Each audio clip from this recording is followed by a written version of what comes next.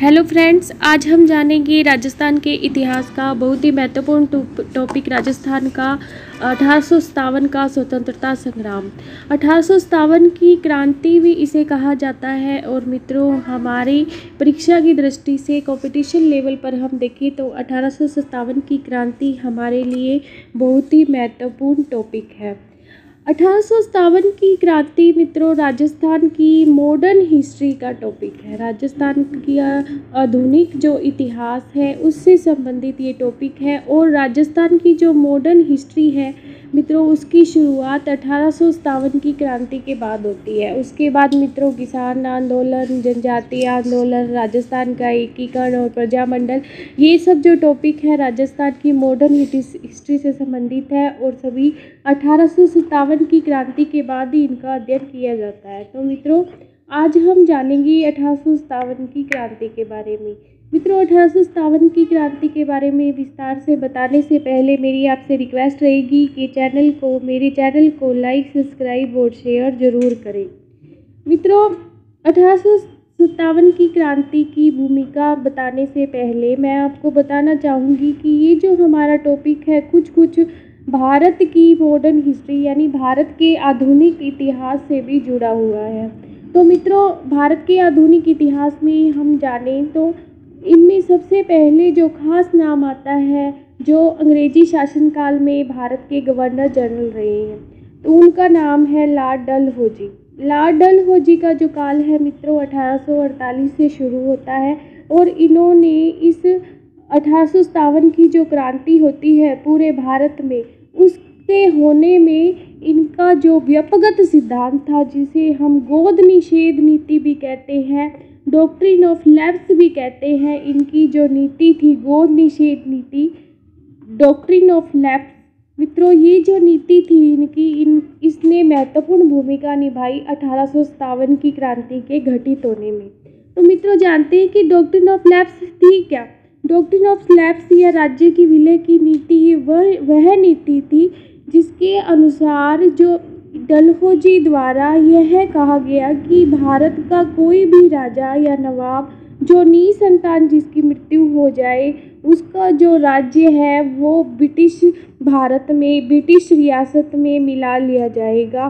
तो इस बात का जो डर था भारत के राजाओं में बैठ गया। हालांकि मित्रों, डॉक्ट्रिन ऑफ लैप्स की नीति के हिसाब से राजस्थान का कोई भी राज्य अंग्रेजों के अधिकार क्षेत्र में नहीं गया, लेकिन भारत में कई जो शासक थे वो इस डलहौजी की इस डॉक्ट्रिन ऑफ लैप्स का शिकार हुए। तो इनका जो सबसे बड़ा उदाहरण जो है हमारे सामने मित्रों आता है झांसी का, जो हर बच्चे की जुबान पर रहता है, खूब लड़ी मर्दानी वो तो झांसी वाली रानी थी। तो ये झांसी का जो राज्य था वो इस डॉक्ट्रिन ऑफ लैप्स की नीति के तहत हड़पा गया। बहुत ही महत्वपूर्ण फैक्ट जो है हर बच्चा जो है भारत का जानता है। इसके अलावा मित्रों, इस नीति के तहत 1848 में सबसे पहले सतारा, मित्रों ये सतारा जो है वो महाराष्ट्र स्टेट का एक स्थान है। सतारा के बाद मित्रों संबलपुर, जैतपुर और मित्रों उसके बाद जो बघाट और उदयपुर, मित्रों एमपी का जो क्षेत्र है आजकल छत्तीसगढ़ में आता है। तो मित्रों इन क्षेत्रों को एक एक करके, जैसे उसके बाद झांसी, फिर नागपुर और मित्रों अवध, कर्नाटक, इन सब क्षेत्रों को, इन सब रियासतों को एक एक करके अंग्रेजों द्वारा अपने ब्रिटिश भारत में मिला लिया गया। इसी कारण मित्रों जो भारत की जो जनता थी उसके अंदर इन अंग्रेजों के खिलाफ जो विरोधी जो भावना थी वो जाग उठी। और मित्रों ये विरोधी जो भावना थी बढ़ते बढ़ते अंग्रेजों के अत्याचार के कारण एक क्रांति का रूप ले लेती है। और मित्रों अंततः हमारे देश में 1857 के स्वतंत्रता संग्राम का उदय होता है। मित्रों क्रांति का जो सूत्रपात है वो सबसे पहले 10 मई 1858 को मेरठ की छावनी से होता है। और मित्रों मेरठ की छावनी से इस क्रांति का सूत्रपात होने का भी एक कारण था। तो ये थी 1857 ईस्वी की क्रांति की प्रथम घटना जो घटित होती है बैरकपुर छावनी में। मित्रों ये बैरकपुर छावनी जो थी अंग्रेजों की, इसमें 34वीं नेटिव इन्फेंट्री मित्रों 34वीं नेटिव इन्फेंट्री का मतलब है कि अंग्रेजों की जो ये 34वीं नेटिव इन्फेंट्री एक टुकड़ी थी सेना की, ये यहाँ बैरकपुर छावनी मित्रों जो पश्चिम बंगाल में है, और ये पश्चिम बंगाल में स्थित है ये स्थान बैरकपुर। और यहाँ पर ये जो नेटिव इन्फेंट्री यानी कि पैदल जो सैनिक टुकड़ी थी उसका एक सैनिक था जिसका नाम था मंगल पांडे। मित्रों इस मंगल पांडे पर यह दबाव डाला गया कि ये एनाफील्ड राइफल्स का प्रयोग करे, एनाफील्ड राइफल्स चलाए। लेकिन मंगल पांडे को कहीं से ये सूचना मिली थी कि इन एनाफील्ड राइफल्स पर गाय और सूअर की चर्बी लगी हुई है, और कारतूस को मित्रों मुंह द्वारा खोला जाता है। बंदूक के जो कारतूस होता है उसको मुंह द्वारा खोला जाता है। तो इस बात के लिए ये जो मंगल पांडे है तैयार नहीं होता, एनाफील्ड राइफल्स का प्रयोग करने के लिए तैयार नहीं होता।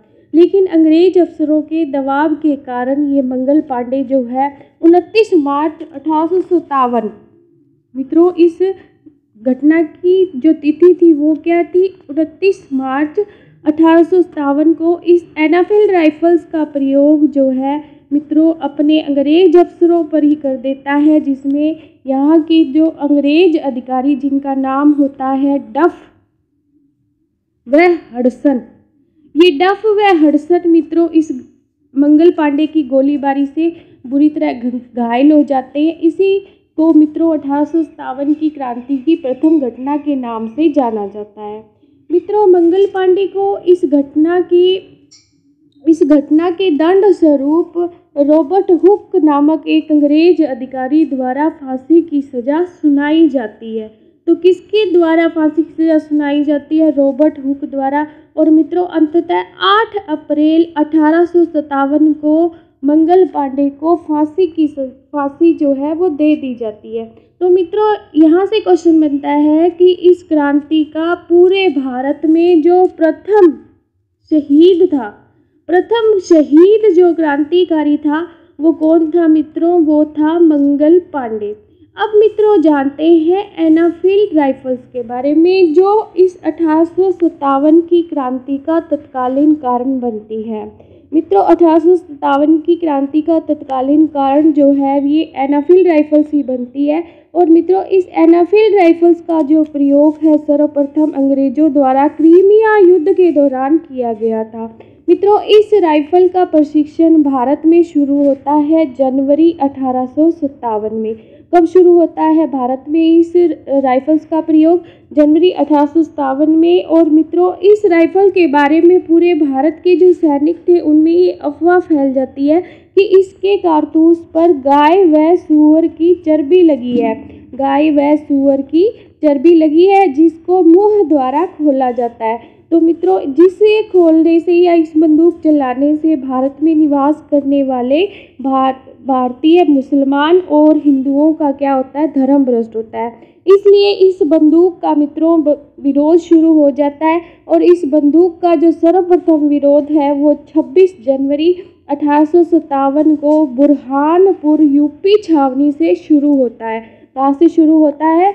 बुरहानपुर यूपी छावनी। बुरहानपुर छावनी मित्रों ये छावनी थी कहाँ पर? उत्तर प्रदेश यानी कि यूपी में। और यहाँ से सबसे पहले इस एनाफील्ड राइफल्स का जो विरोध है वो शुरू होता है। मित्रों अब जानते हैं कि एनाफील्ड राइफल्स तो 1857 में आती है, लेकिन इससे पहले भारतीय सैनिकों द्वारा कौन सी बंदूक का प्रयोग किया जाता था? तो मित्रों इस बंदूक का जो पहले प्रयोग किया जाता था वो थी ब्राउन बेस। एनाफील्ड बाद में आती है 1857 में, जिसका भारत में पुरजोर प्रयोग होता है, पुरजोर विरोध होता है। मित्रों 1857 की क्रांति की मित्रों शुरुआत कहाँ से होती है? तो मित्रों शुरुआत के बारे में जानते हैं कि डलहौजी के जो राज्य की विलय की जो नीति थी उसके कारण भारत की जो जनता थी, भारत के जो राजा थे, उनमें राजा और प्रजा मित्रों दोनों में ही भारी असंतोष था, भारी विरोध की नीति थी। इसी के कारण मित्रों जब जिस टाइम 1857 की क्रांति होती है उस टाइम जो भारत का गवर्नर जनरल था मित्रों, ये गवर्नर जनरल कौन था? कैनिंग था। और कैनिंग की जो नीतियाँ थी मित्रों वो भी सही नहीं थी। इन नीतियों का शिकायत करने के लिए मित्रों कानपुर के जो नाना साहिब थे और वो अपने एक प्रतिनिधि जिनका नाम था अजीमुल्ला, ये अजीमुल्ला क्या थे मित्रों, राजनीतिक कार्यों में बहुत ही योग्य थे, आगे थे। और इनको मित्रों अजीमुल्ला को अंग्रेजी भी बहुत अच्छी आती थी। इन अजीमुल्ला तथा मित्रों रंगोजी बापू, ये मित्रों रंगोजी बापू जो थे वो अप्पा साहिब यानी कि दक्षिण के एक राजा थे अप्पा साहिब। ये दोनों ही मित्रों नाना साहिब और अप्पा साहिब अंग्रेजों की नीतियों से परेशान थे। और मित्रों ये दोनों ही अपने प्रतिनिधि अजीम उल्ला और रंगोजी बापू को लंदन भेजते हैं कैनिंग की शिकायत करने के लिए।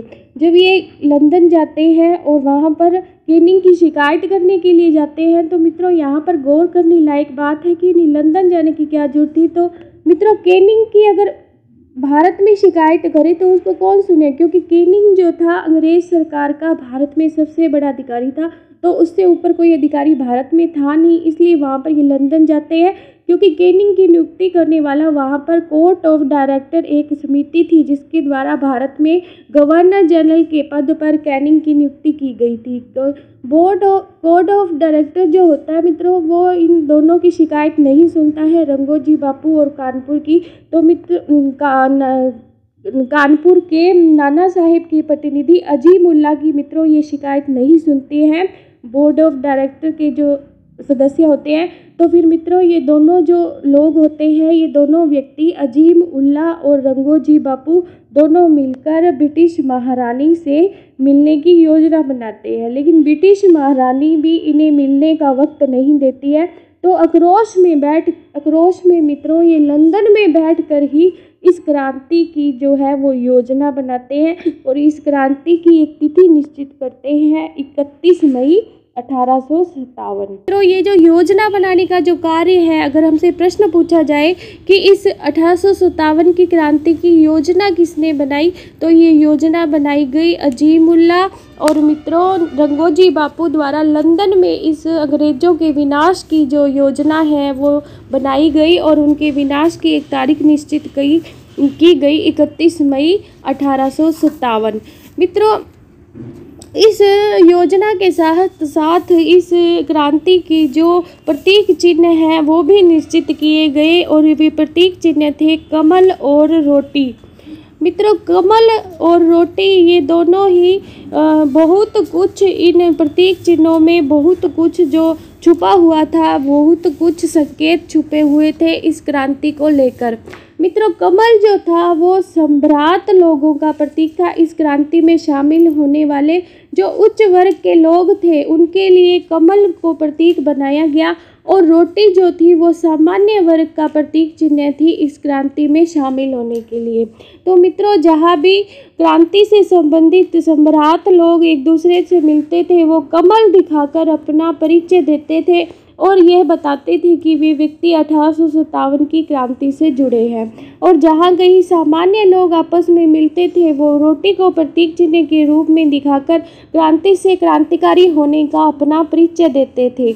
मित्रों इस क्रांति की जो शुरुआत है वो 31 मई 1857 को होनी निश्चित की गई, लेकिन समय से पहले ही ये क्रांति मेरठ छावनी से शुरू हो जाती है 10 मई 1857 को।